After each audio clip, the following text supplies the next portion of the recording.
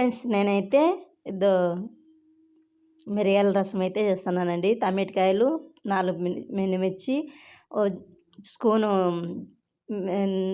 జీలకర్ర, ఒక స్పూను మిరియాలు, ఒక స్పూను ధనియాలు, నిమ్మకాయంత సైజు చింతపండు, 4 కరివేపాకు రెమ్మలు, వచ్చేసి ఉల్లిపాయ, తగినంత ఉప్పు అండి. మిగతావన్నీ నేను చేసేటప్పుడు చూపిస్తానండి. ఇలా అయితే మిరియాలు, జీలకర్ర, వచ్చేసి ధనియాలండి.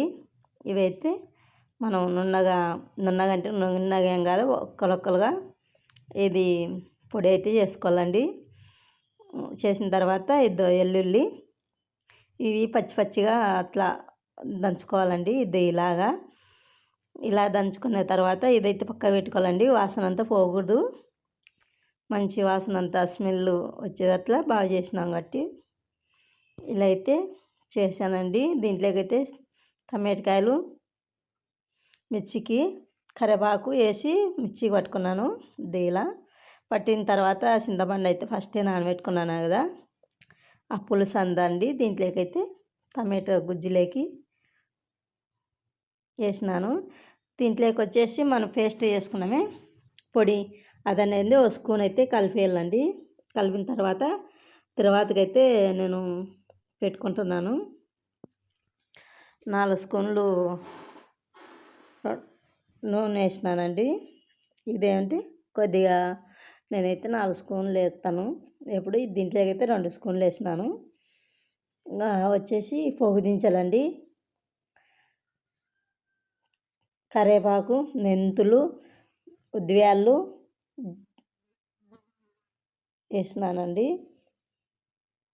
ఆవాలు వేసిన తర్వాత ఈ కొద్దిగా మగ్గనిచ్చిన తర్వాత మనం జీలకర్ర, ఆవాలు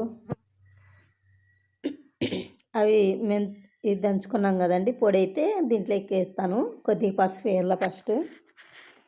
చూడండి కొద్దిగా మగ్గిన తర్వాత పొడి అంతా దంచుకున్నాం కదా, మిరియాల పొడి, అది వేసిన తర్వాత కొద్దిగా మంచి స్మెల్ రాలండి. స్మెల్ వచ్చిన తర్వాత నేనైతే కొద్దిగా పసుపు అయితే వేస్తున్నాను.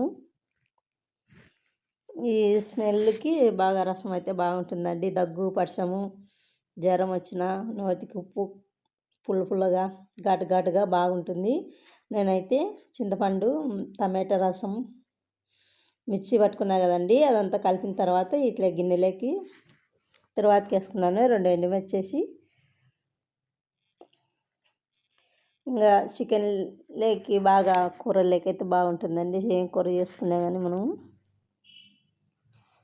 ఇలా అంతా తర్వాతకి వేసిన తర్వాత ఆ పులుసు అంతా ఒకసారి ఇట్లా అనుకోవాలా. తగినంత ఉప్పు వేస్తున్నానండి. ఎట్లా అంటే ఫస్ట్లోనే కొద్దిగా చింతపండుకి వేసుకున్నా కాబట్టి నేనైతే ఇలా తెరలినాక ఇలా తెరులుతాను కదా ఫ్రెండ్స్. నచ్చితే లైక్ కొట్టండి, షేర్ చేసుకోండి ఫ్రెండ్స్, కామెంట్ పెట్టండి ఫ్రెండ్స్. ఇంకా వచ్చేసి నేనైతే రసం అయితే ఇట్లా అయిపోయిందండి. ఇట్లా వేసిన తర్వాత నేనైతే ఫైనల్గా కొత్తిమీర ఒకటి లాస్ట్లో వేసేస్తాను. లైక్ కొట్టి షేర్ చేసుకోండి ఫ్రెండ్స్, కామెంట్ పెట్టండి ఫ్రెండ్స్. నా ఛానల్లో కొత్తగా చూసిన వాళ్ళైతే సబ్స్క్రైబ్ చేయండి, షేర్ చేయండి ఫ్రెండ్స్. ఇంకా ఫ్రెండ్స్ నా మిరియాల రసం అయితే అయిపోయిందండి. Bye bye.